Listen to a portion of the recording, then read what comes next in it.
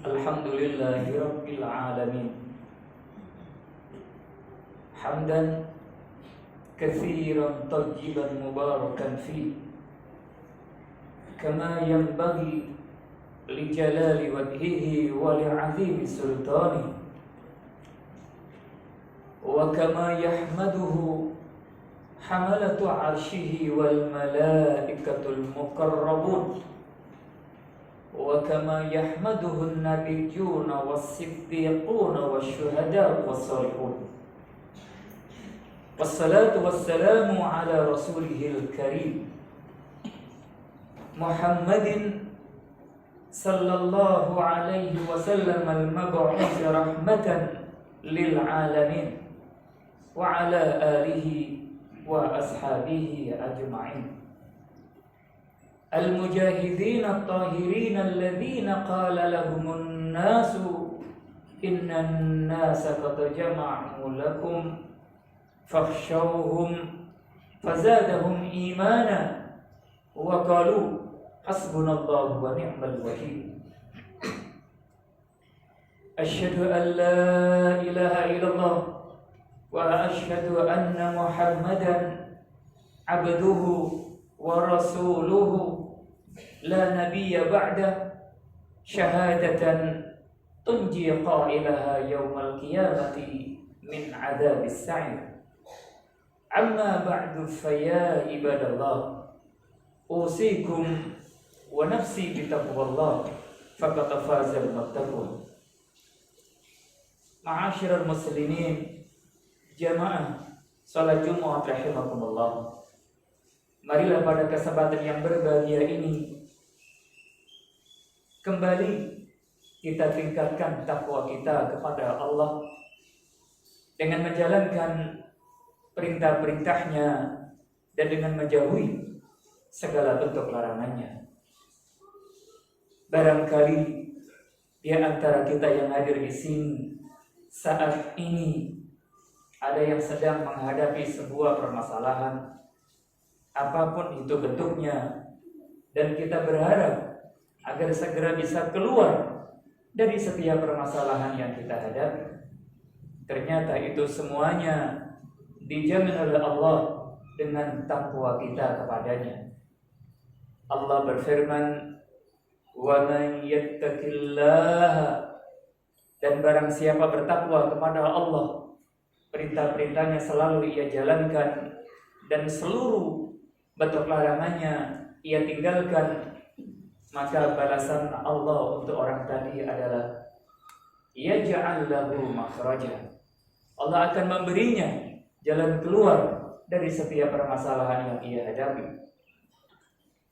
Dan bahkan lebih dari itu, wa yarzuqhu min haitsu la yahtasib. Dan Allah pun akan memberinya rizki tanpa dia sangka-sangka sebelumnya. Ma'asyiral muslimin rahimakumullah. Allah Azza wa Jalla di dalam Al-Quran beberapa kali bersumpah dengan makhluknya. Para ulama mengatakan kalau Allah sang Khalik, sang Maha Pencipta, bersumpah dengan makhluknya, bersumpah dengan ciptaannya, itu menunjukkan makhluk itu, ciptaan itu punya nilai yang mahal, posisi yang tinggi di sisi Allah Subhanahu wa ta'ala. Dan kalau kita lihat di dalam Al-Quran lagi, ternyata makhluk ciptaan Allah yang paling banyak digunakan oleh Allah untuk bersumpah di dalam Al-Quran adalah waktu. Bahkan lebih dari itu, ketika Allah bersumpah dengan waktu, Allah Subhanahu wa ta'ala memotong-motongnya dengan potongan-potongan kecil. Allah memenggal-menggalnya dengan penggalan-penggalan kecil. Dan setiap potongan waktu yang kecil itu punya nilai yang mahal di sisi Allah. Setiap penggalan waktu yang kecil itu pun punya kedudukan yang tinggi di sisi Allah Subhanahu wa ta'ala. Maka di dalam Al-Quran kita mendapatkan sumpah Allah dalam firman-Nya, wal-laili, demi waktu malam. Maka siapapun dari kalangan penduduk muka bumi ini yang pandai menggunakan waktu malamnya untuk mendapatkan ridha dari Allah Subhanahu wa ta'ala, maka orang itu akan punya nilai, punya harga yang sangat mahal, tinggi di sisi Allah Subhanahu wa ta'ala.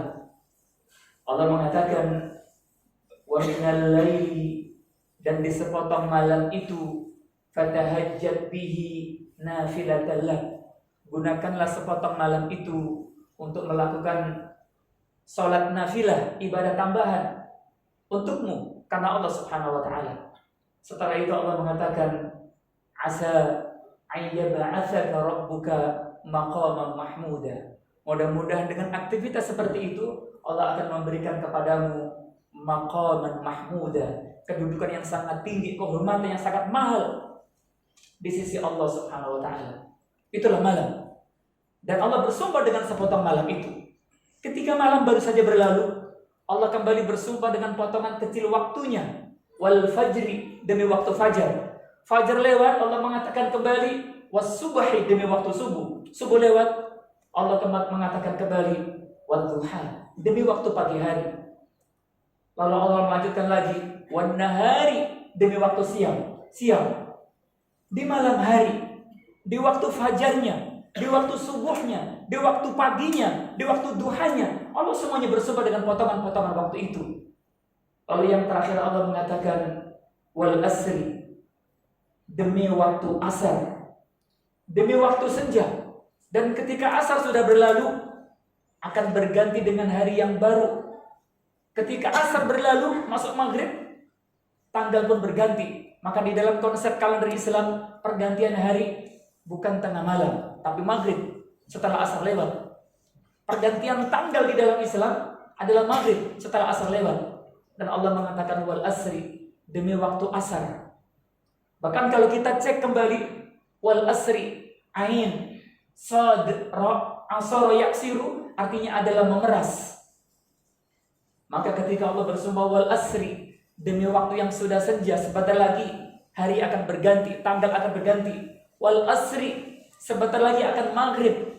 Wal asri, demi waktu yang sudah terperas, tinggal ampasnya. Santan kebaikannya mungkin sudah habis, diperebutkan oleh penduduk muka bumi ini sejak malam harinya, sejak fajarnya, sejak subuhnya, sejak duhanya, sejak siang harinya. Lalu Allah mengatakan wal asri, demi waktu yang sudah terperas, senja, asar, waktu yang sudah akan habis kebaikan-kebaikannya. Dan kalau ada orang yang ada di muka bumi ini yang namanya insan, tidak menggunakan waktunya yang sudah senja tadi, innal insana lafi khusrin, setiap orang pasti akan rugi, illal ladzina amanu, kecuali orang yang menggunakan waktunya yang sudah senja tadi dengan beriman karena Allah Subhanahu wa taala, wa amilus sholihat, dan orang-orang yang menggunakan waktunya yang sudah asar tadi dengan banyak mengumpulkan amal kebajikan karena Allah Subhanahu wa taala, sholihat. Dan orang-orang yang menggunakan waktunya yang sudah senja tadi dengan terlibat dalam proyek amar ma'ruf nahi munkar, wa tawasau bil haqqi wa tawasau bis sabr. Itulah waktu. Di dalam Al-Qur'an setiap potongan kecil punya kedudukan dan nilai yang mahal di hadapan Allah Subhanahu wa taala. Oleh karena itulah Rasul sallallahu alaihi wasallam yang diutus oleh Allah untuk umat yang akhir, hadirnya di muka bumi ini yang paling belakangan, umat akhir zaman kita semuanya.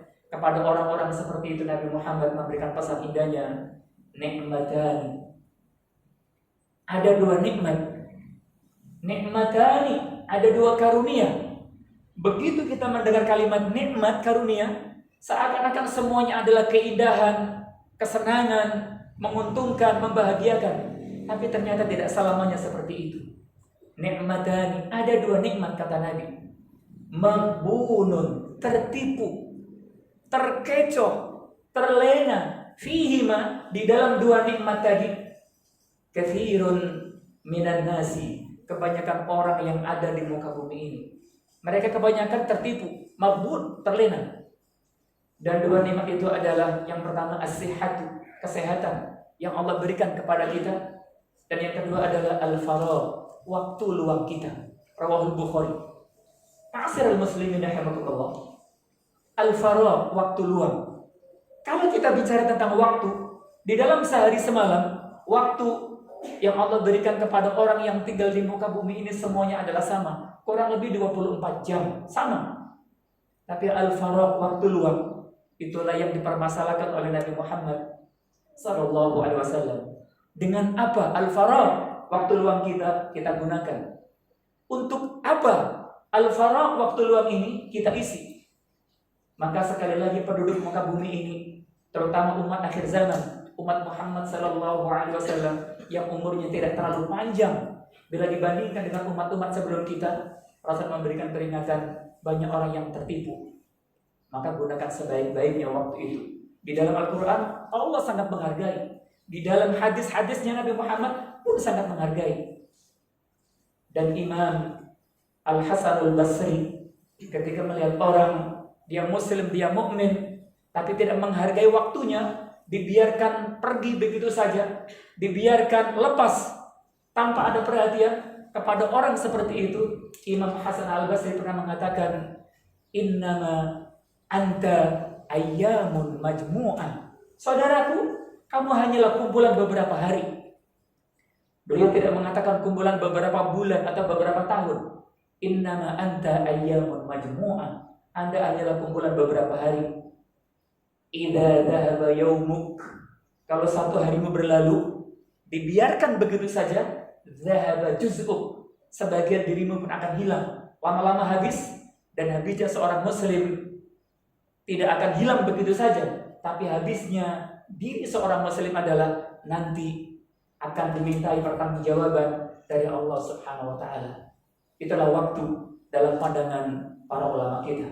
Mudah-mudahan potongan-potongan ayat tadi dan riwayat tadi bisa kita gunakan untuk menyempurnakan keislaman kita dan keimanan kita di hadapan Allah Subhanahu wa taala. Barakallahu li wa lakum bil Qur'anil 'azim wa bima fihi minal ayati wadh-dhikril hakim. Aqulu qawli hadza astaghfiruhu innahu huwal ghafurur rahim. Allahumma shalli ala sayyidina Muhammad wa ala ali sayyidina Muhammad.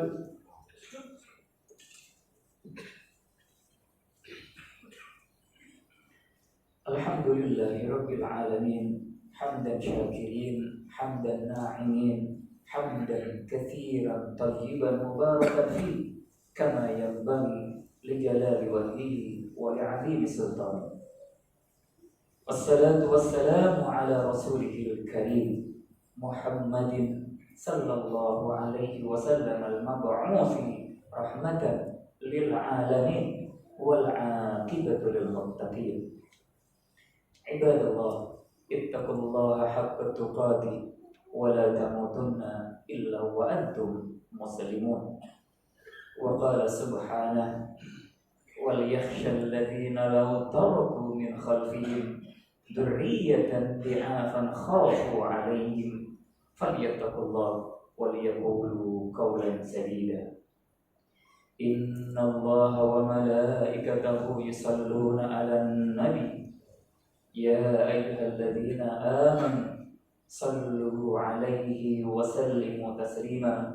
Allahumma salli wa sallim ala Muhammad wa ala ali Muhammad kama sallaita ala Ibrahim wa ala ali Ibrahim fil alamin innaka Hamidum Majid.